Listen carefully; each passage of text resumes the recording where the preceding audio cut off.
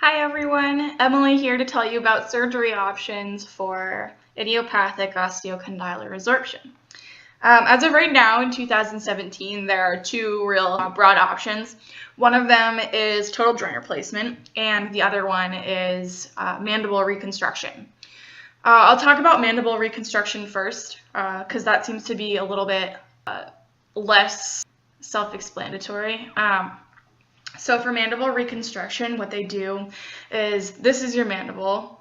They come in to the bottom, they cut through it, and they re-angle your jaw so that your teeth are then up like this instead of down like this.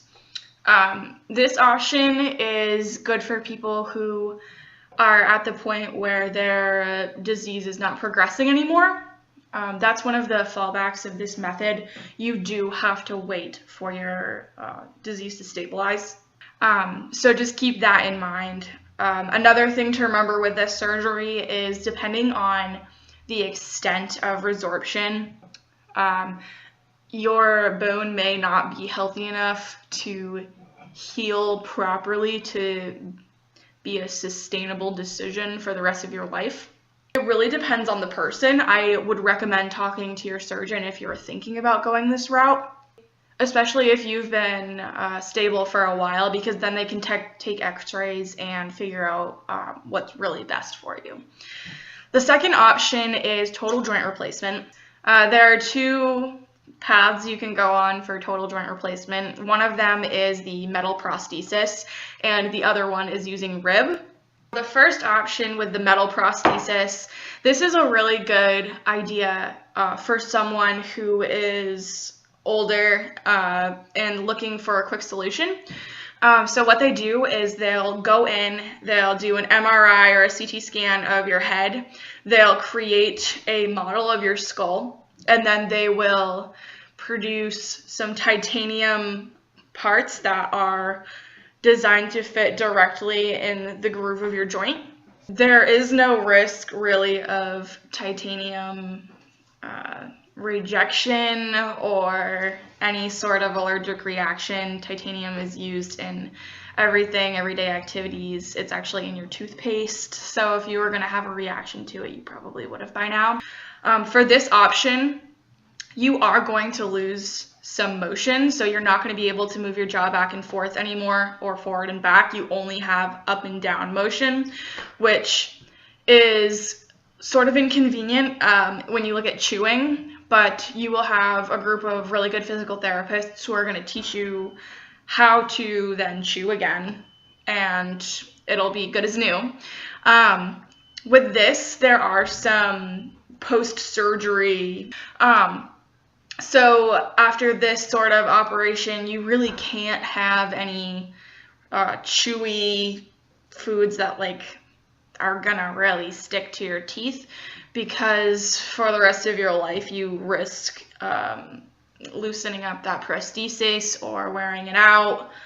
As far as I know, typically they have the prosthesis shipped to your surgeon, and then as of right now, they take a little bit of fat from your stomach and they line the joint with it so that it creates its own lubrication.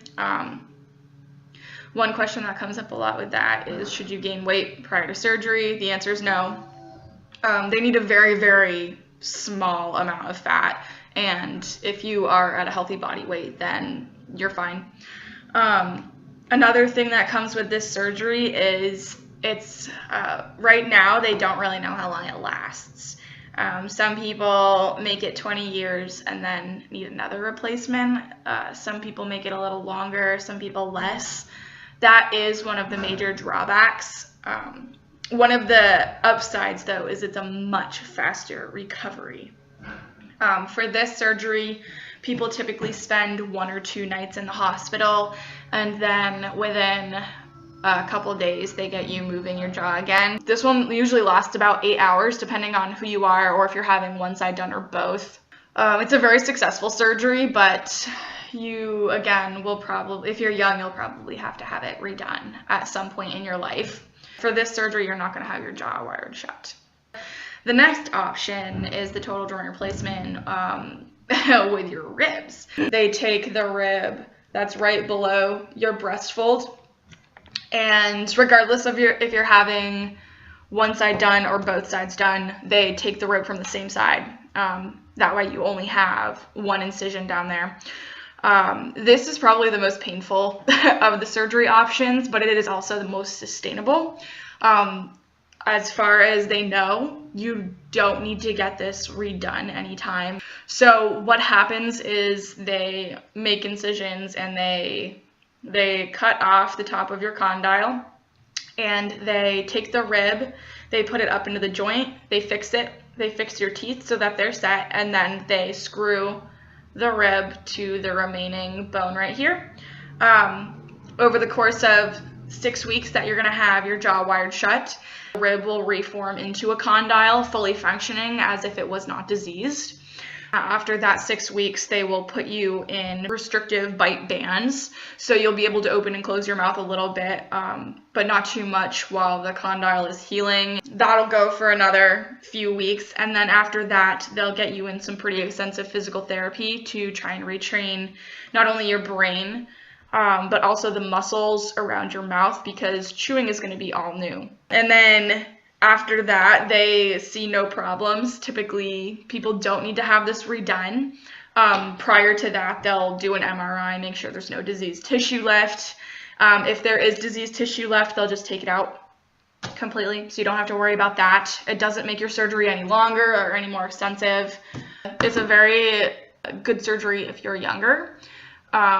Because again, with the other joint replacement option, you have the risk of needing to get it again every 20 years. But if you have any questions, let me know. I'm happy to answer them. I personally have chosen to go with the rib total joint replacement. Thank you for listening, and I'm going to have a few more videos. If you have any requests on videos I make, that way you know my experiences or more information on things that you're interested about, let me know. Thank you.